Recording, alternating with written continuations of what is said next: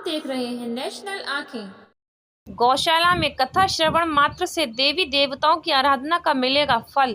स्वामी पूर्णानंद पुरी जी महाराज परमहंस दयाल जी सेवा समिति के तत्वाधान में 4 जून से होने वाली श्रीमद् भागवत कथा के उपलक्ष्य में शहर के जीटी रोड स्थित फॉर्च्यून होटल में दोपहर 2 बजे पत्रकार वार्ता का आयोजन किया गया, जिसमें वैदिक ज्योतिष संस्थान के प्रमुख स्वामी श्री पूर्णानंद पुरी जी महाराज ने अध्यक्षता करते हुए कहा कि किसी भी शुभ कार्य से पूर्व हरिनाम स्मरण करते हुए कलश यात्रा निकालना अत्यंत आवश्यक माना जाता है।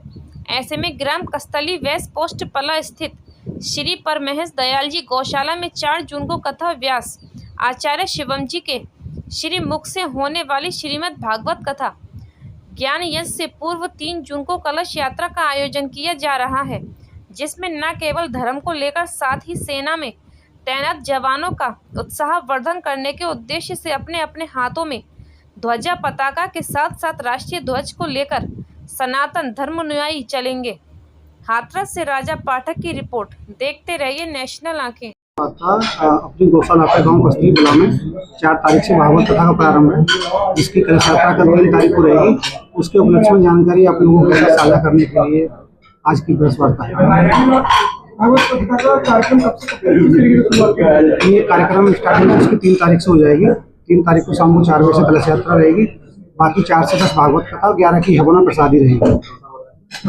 रक्षते रक्षता, धर्म की रक्षा हम करेंगे तो धर्म हमारी रक्षा करता है। तो धर्म कैसे व्यापक हो, धर्म का प्रचार प्रसार कैसे हो, इसी उद्देश्य को लेकर के हमारे हरिओम जी ने एक पहल की है कि शहर में तो कथाएं यज्ञ हवन बहुत होते हैं, किंतु ग्रामीण क्षेत्र में कम से कम लोग पहुंच पाते हैं और धर्म का प्रचार गांव के ग्रामीण क्षेत्रों में कम हो पाता है। तो इसी उद्देश्य को लेकर के कस्तरी पला अनुसर रोड पर जो गांव है, उस गांव में गौशाला है और गौशाला के अंदर कथा का आयोजन किया जा रहा है।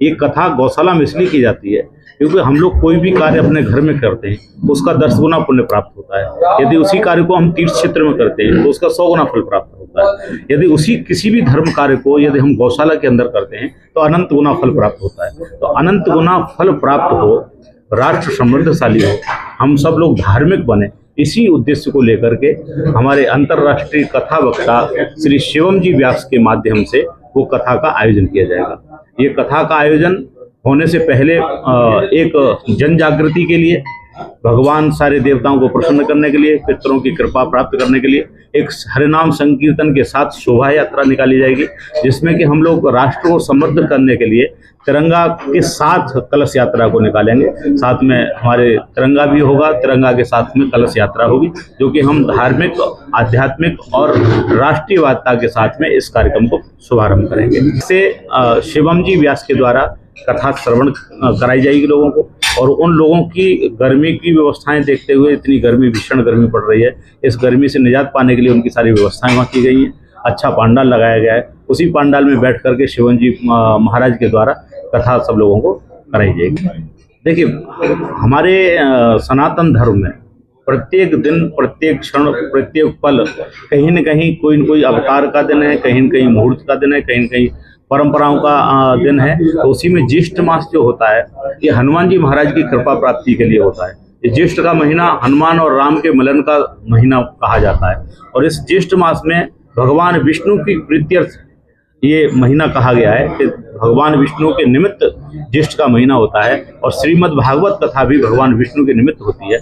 तो इसलिए भगवान विष्णु को प्रसन्न करने के लिए कथा की जाएगी। इसमें एक और कारण कि जो सूर्य की किरणें सीधी सीधी जब पृथ्वी पर पड़ती हैं, वो महीना केवल ज्येष्ठ का महीना होता है, इसीलिए इसमें 9 तपात पड़ते हैं। जब सूर्य की किरणें जब पृथ्वी पर पड़ती हैं तो हमारे पितरों का भी संबंध सूर्य की किरणों से होता है। तो पितरों की प्रसन्नता, साथ में भगवान विष्णु की प्रसन्नता, दोनों की प्रसन्नता के लिए ज्येष्ठ मास में कथा का आयोजन किया जाता है। देखते रहिए नेशनल आंखें।